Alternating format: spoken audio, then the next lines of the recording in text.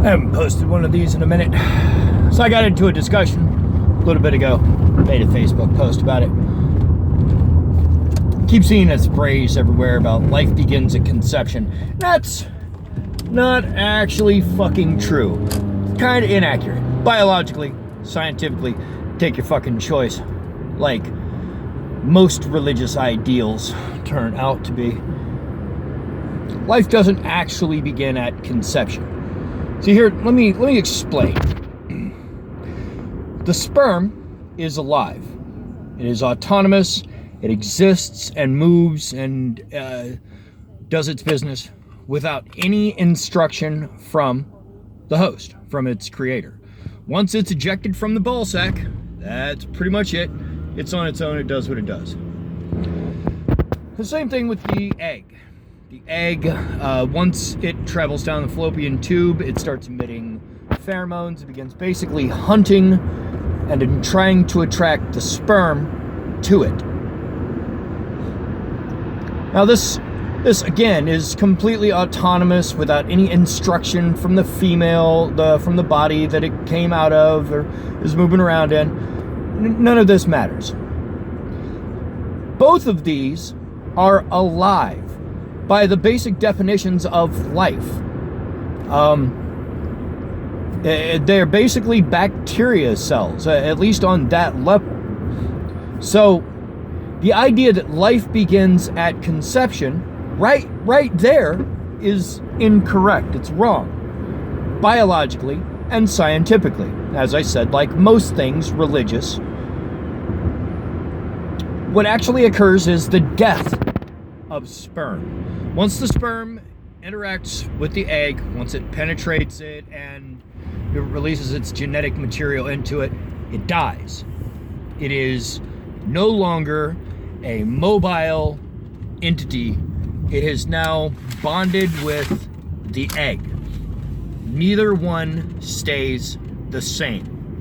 Effectively, the sperm dies and the egg transforms into something else. Transformation is not the beginning of life. It is merely transformation. So,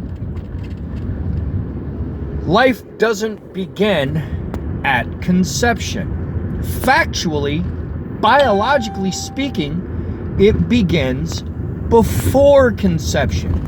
While the semen is still in the ball sack, while the egg is still in the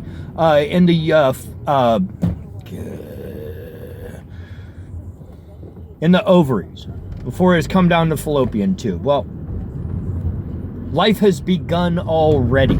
Life has already been going on. Life doesn't begin at conception. Death and transformation occur at conception. So, like I said, when I hear this, I can't help but just chuckle and think that, like most everything else, that religious ideals aren't based on science and reason. They're not based on logic, and except in the most basic, barest sense. You know, you threw some herbs on the fire and prayed to a god and it rained the next day. Well, that's coincidence, you fucking talking... Oh, God. Humans, I'm not sure how they managed to survive their prehistory. Really. But life doesn't begin at conception. It doesn't. If you think it does, pick up a biology textbook at least once, please, just once. Even one of the old ones gives you enough information to know that that statement isn't true. Now, if you want to go through and discuss when you can call a developing fetus an unborn human baby or not, that's a different story. And has very little to do with the science involved. It has a lot to do with opinion. It has a lot to do with what you believe as a spiritual person when life begins. Most of the people who are accepting of that a woman has the right to an abortion still believe that 22 weeks, probably about the point where you should draw a fucking line. You know, because at that point, it looks like a human baby. It's been developing for, 8 No, my brain locked up on me here. Regardless, it's at a point where you should know that you're pregnant.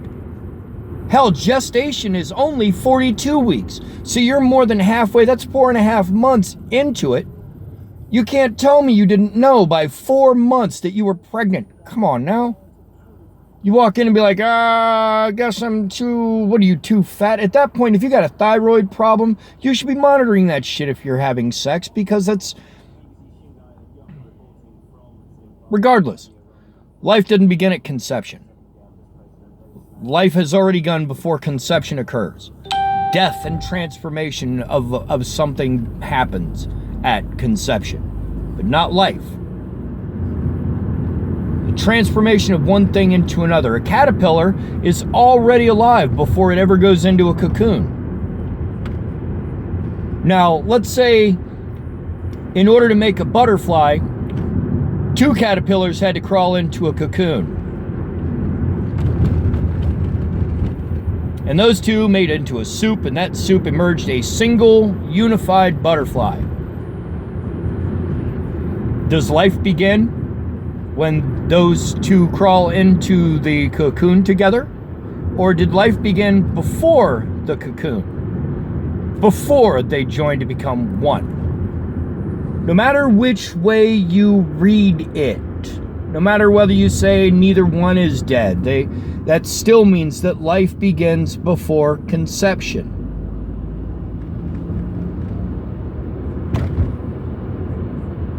Anyway, I gotta pretend like I'm doing my job.